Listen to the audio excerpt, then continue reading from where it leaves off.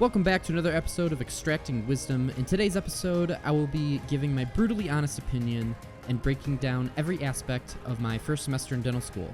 If you want to know how my semester went or what life is like as a D1, stick around. You are now listening to Extracting Wisdom. Here to help you prevent the decay of your future is your host, Brandon Bevert. Thank you so much for tuning in to another episode of Extracting Wisdom. This is episode number 21. But before we get into the episode, I just wanted to take a quick moment to thank every single listener out there, whether you are a pre-dental student, a dental student, or a practicing dentist. Thank you so much. We just passed a pretty big milestone in my book, which is 1,000 plus downloads of Extracting Wisdom. So thank you guys so much. I really appreciate all of the support. I never really imagined that I would be sitting here recording the 21st episode, which is really, really cool. If you guys keep listening, I will definitely keep rolling out episodes. This is something that I love to do, and I love just sharing information and helping pre-dental students and dental students get one step closer to their dream career in dentistry. So once again, thank you so much. So let's get into the episode. The first thing I want to do in this podcast is to give you a brief little summary and overview of my first semester in dental school. And then the second half, we'll talk about some tips and tricks and pieces of advice that I picked up along the way. Going into my first semester of dental school, I honestly didn't really know what to expect. I knew it was going to be hard. I knew there was going to be a lot of material, but I just didn't know how well or how poorly I would manage all of that information being thrown at you. But really, your first semester, you're going to be learning two main things. First is the hard sciences. You're going to be learning the biology of the oral cavity, as well as head and neck anatomy and gross anatomy. It's going to be a lot of science, and you're going to have to be prepared for that. And then the other part that you're going to be learning is intro to clinical sciences. You're going to start learning how to become a dentist, some of the sciences or some of the processes that occur during general dentistry, like the karyogenic process of how cavities form or how to assess a patient, those kind of things. And you will, first semester, hopefully, I don't know about every dental school, but hopefully you'll start working with your hands and start doing some wax ups and some basic procedures. Which is really neat because it kind of breaks up the day nicely. You're not sitting through lectures all day long. You have that hands-on time, which is a nice change from undergrad. Okay, so here's the brutally honest part. I'm going to start with the hard sciences. How did my semester go? I really feel like I did really well in this category. And I'll tell you why. And some of this I've talked about in prior podcasts, but now I'm going to bring it full circle and bring it all together. In order to do really well in the hard sciences, the hardest part, or the name of the game, if you will, is being able to manage all of this information that's being thrown at you, because it's a ton. So you have to be good at efficiently learning material in a short amount of time. And in order to do that, really you have to do two things. Number one, be consistent. And number two, you need to have many different ways to study. So let's start with being consistent. What I mean by that is you need to pretty much study every single day. But this doesn't necessarily mean you have to study for hours and hours and hours on end every single day. This could be broken up throughout the day. As you know from prior podcasts, I like to study flashcards in the morning and then do some other studying after school. So I'm studying all throughout the day, but it's not this long, rigorous, daunting process. And I think that's the key to it. You don't want to get burnt out while you're studying. So you need to really break it up throughout the day and make sure that you study every day. Being on top of your coursework and reviewing your lectures right after they happened, and then again throughout the week, is really going to help your recall and help all of that material just stick in your brain a little bit better. Now, the second thing is varying your study technique. You should have at least two techniques that you use to study. So this could be flashcards, this could be drawing pictures, this could be making flowcharts or study guides. All of these different methods are great, because they do different things. Flashcards are great for memorization and recall, and drawing pictures is excellent for describing pathways of, say, like the immune system, which is what I'm learning right now. It's so helpful, and it helps you visualize things better, and then you reinforce them with flashcards. So if you study multiple different ways and you study consistently, you are going to do just fine. Now, another thing I want to add on is you need to know what kind of studier you are. So you might be someone that likes to study on their own. You might be somebody who studies in groups. It just really depends on who you are and how you like to learn your material, and learn your material in the most efficient way possible. So for me, I am a major solo studier. I like to study on my own. It's not that I don't function well in groups or anything. That's just how I learn material the most efficiently. But then I reinforce that solo studying by teaching others. So I do my flashcards. I use Notability on my iPad to draw out flowcharts or notes or whatever. And then what I like to do is grab a fellow dental student or a friend, and I like to teach them that material. And if I come to something that I don't know, they can teach that to me. So it's very helpful when you're studying groups, because you can bounce ideas off of each other and kind of fill in the gaps as you go along. So really, moral of the story when it comes to the hard sciences and doing well in the hard sciences is know yourself and know how you like to study. Vary the ways that you study, flashcards, pictures, drawings, whatever, and then study a little bit every day.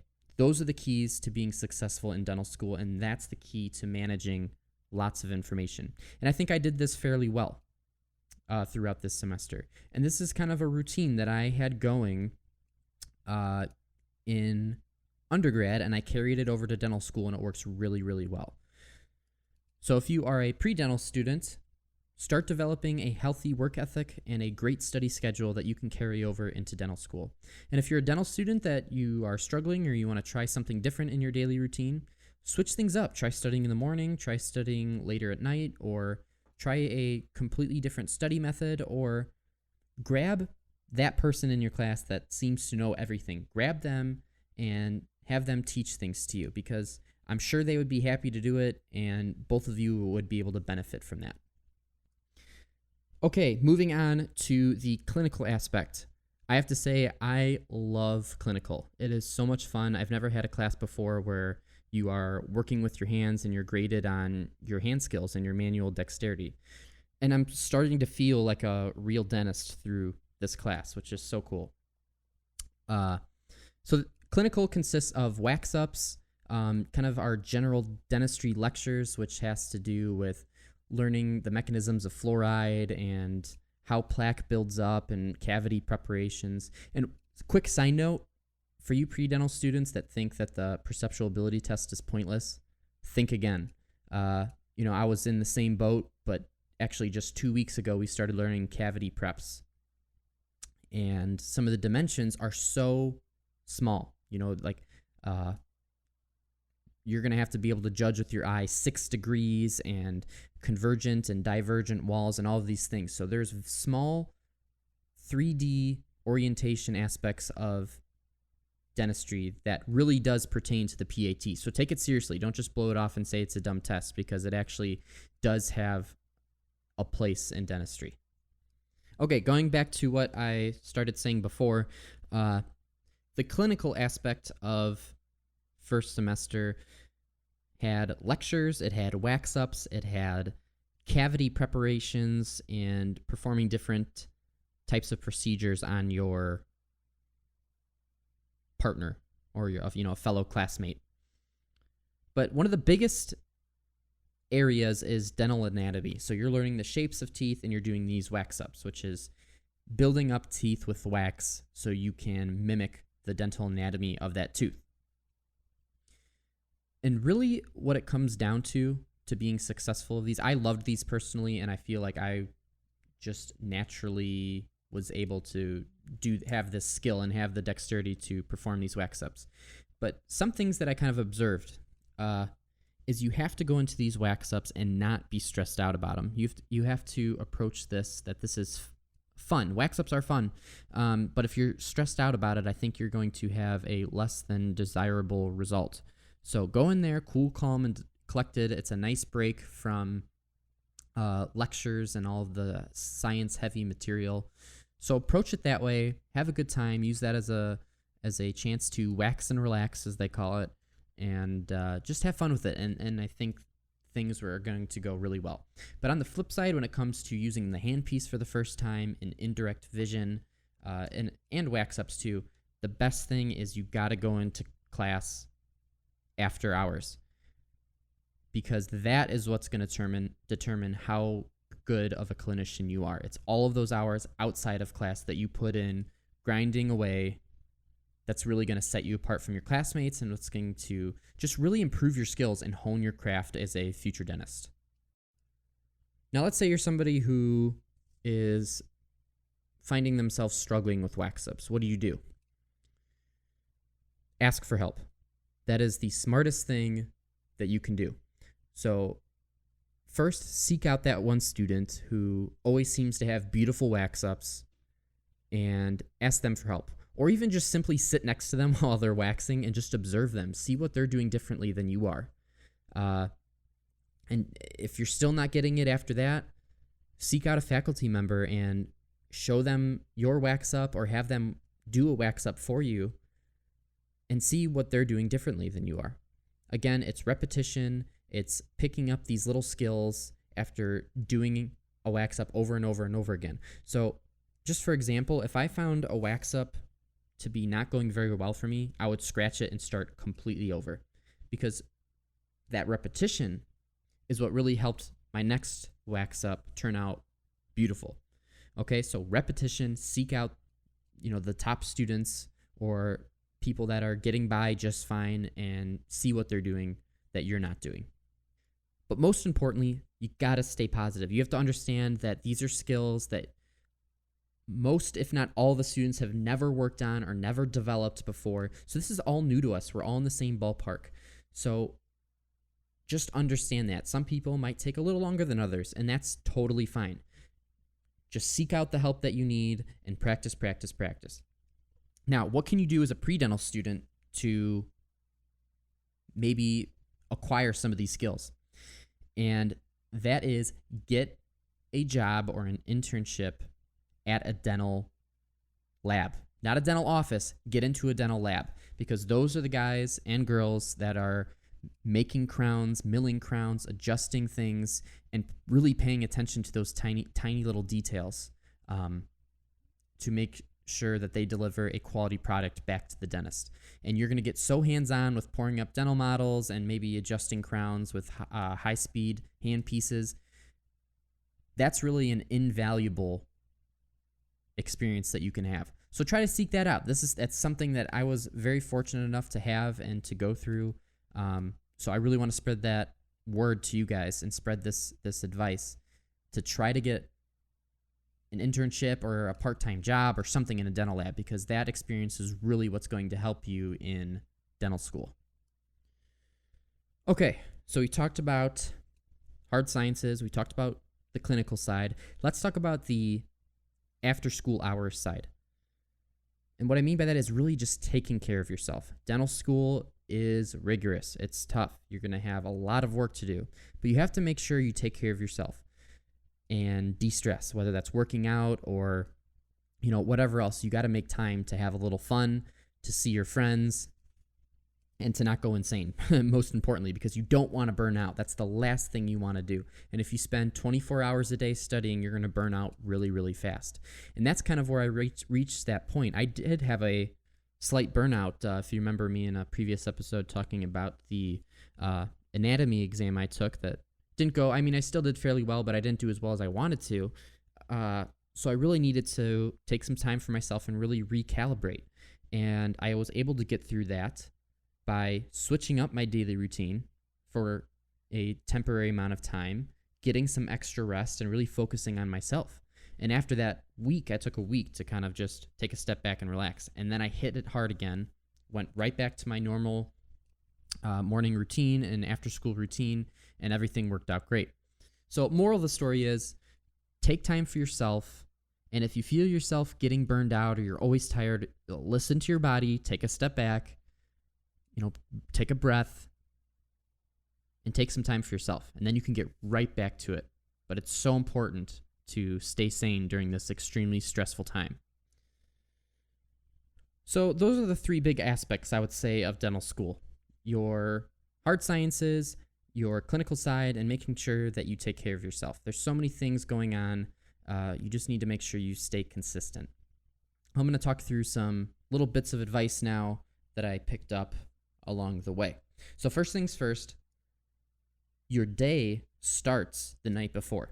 And what I mean by this is the night before, you should have your day planned out. You should have a good idea of exactly what you're going to do and when, how long you're going to study, when you're going to plan time for yourself to relax. Because that way, there's nothing to think about. You make the plan the night before, and then the next day you execute that plan. And by sticking to that plan, you're going to be so much more successful than just having a fluid schedule. Make a strict schedule and hold yourself accountable to that. That's really going to be helpful because that's going to help you budget your time, make sure you study, but also make sure you have time for yourself as well. Tip number 2, I've already touched on this, but stay consistent with your studying. The longer you wait between your studying sessions and the more and more lectures and days go by, just the more and more material that's going to build up. So you're going to get overwhelmed, and you don't want that to happen. So stay consistent, stay on top of it, study a little bit every day, and trust me, yes, I know it's a grind, but it's going to be so much easier than studying huge amounts of material. As far as clinical tips, really the biggest key to this is to practice. It's all about putting those hours in before class, after class, and on the weekends. And the benefit of that is you're not going to have faculty looking over your shoulder or breathing down your neck. You're not going to have to worry about any other classmates. So you're really free to just try anything that you want and put those hours in and figure out what works best for you. So that's why it's so important. You're really going to develop into an excellent clinician and really develop those manual dexterity skills even further when you put in those hours outside of class. Next thing, find ways to motivate yourself. That's another thing. You need to have some sort of method to find that motivation in order to keep going, because there's going to be days where you're not going to feel like studying and you're not going to just want to do anything. You just want to relax, go to sleep, whatever. So for me personally, I love finding motivational videos on YouTube and listening to those while I work out or going down to the gym in the morning. It just really starts my day off on the right foot and really helps me strive to be the most productive person I can be that day. Another thing, just leaving little reminders around your apartment or house. I have a dental model sitting on my desk here, and every time I look over at it, it reminds me this is why I'm doing all that studying. It's because I'm working toward my way to my dream career in dentistry. That's why.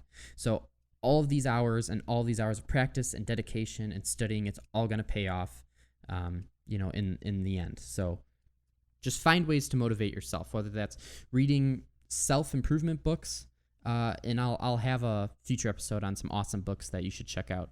But read a chapter of a book every day that's is going to be motivational. Watch a video, listen to a podcast, do something that's going to remind you why you are doing what you are doing. And that's going to, again, reinforce good habits and make you that much more successful.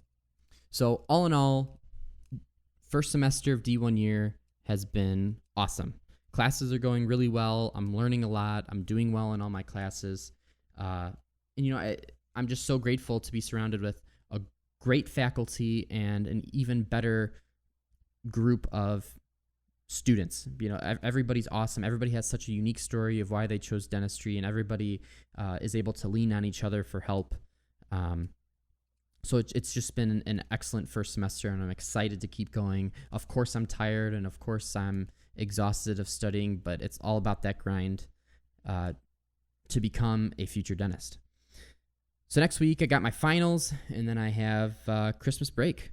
So hopefully the next podcast I do, I'll hopefully have a couple classmates on, and we can hear their side of the story of how their semester went, and further dissect this first semester and gain and learn more and understand how to do better in dental school. So I want to thank you guys so much for listening to this episode. If you have any questions about dental school or want to know more, feel free to send me an email or send me a message on Instagram at Bevert.DMD. My email will be in the show notes below, so check that out. In addition to that, if you're a pre-dental student and you want a blueprint or a head start on your pre-dental career, go ahead to Amazon and check out the book I published called The Ultimate Pre-Dental Guide. It will serve as your blueprint and your roadmap and contains all of these little tips and tricks that I learned going through undergrad to help me get into dental school. So go on over to Amazon, check that out. And for everybody, if you are still using a manual toothbrush, you should definitely upgrade to an electric one. Oral-B has 3 excellent models. I have them in the show notes below. I think it's the P1000, the 5000, and the 8000. Each one has different bells and whistles, but what they all have is the oscillation rotation movement that helps clean teeth, and it is scientifically supported to remove more plaque than obviously a manual toothbrush, but as well as different types of electric toothbrushes. So check out the show notes and take your oral hygiene to the next level, because after all, if we're all going to be dental professionals, we need to make sure we clean our teeth like one. I'm going to wrap this episode up here. Thank you so much, guys, for 20 great episodes. Keep on listening, keep on connecting and networking, and I will see you in the next episode. Take care, everybody.